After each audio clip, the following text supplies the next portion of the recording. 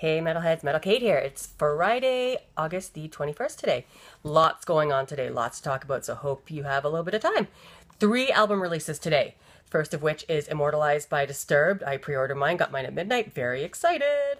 And also, tickets went on sale today for the Disturbed tour. And I got my tickets for Buffalo, so I can't wait. Lynch Mob released a new album today called Rebel, which I'm sure will be fantastic. I'll pick that up too. And Battlecross released their new CD, Rise to Power.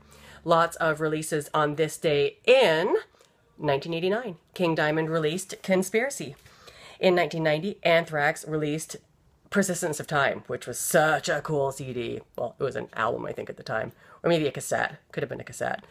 In 1977, Motorhead released their self-titled, probably debut, Motorhead. In 1987, Metallica released Garage Days, which of course was fantastic. Cost like $5 and it was super amazing. In 1990, Stryper released Against the Law. I've always been a huge Stryper fan too. I'm not super religious, but I love me my Stryper.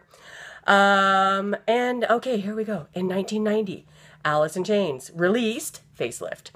Now, we've had a little bit of flack on Twitter this morning because a lot of people are saying that Alice in Chains were not a metal band. Maybe they weren't heavy metal, but I think they fit into the category. Everybody I know listens to Alice in Chains and listened to Alice in Chains back in the day. And they were right there at the beginning of that whole grunge era when it started. And that was a changing time for the heavy metal scene, the rock scene. It's kind of how it went. So there we go. Anyway, that's my 2 cents for you. And I just have a little shout out today. I went to an art opening last night. It was super cool. I know that's not heavy metal, but the club was pretty cool it was at. It was at Rhino in Toronto on Queen Street. And they were playing some pretty good music there.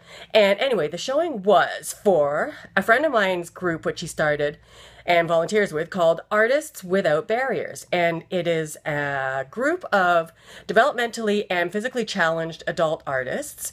And the volunteers help them with their art. And it was absolutely incredible. So please look them up. Artists Without Barriers. They're showing until September the 3rd in Toronto at Rhino on Queen Street. If you have time to go out and check out their work, please do. It's super fantastic. And a big shout out to Mark Cope. The work you're doing is fantastic. Great to see you last night and rock on. Rock on all you metalheads. We'll talk soon. Ciao.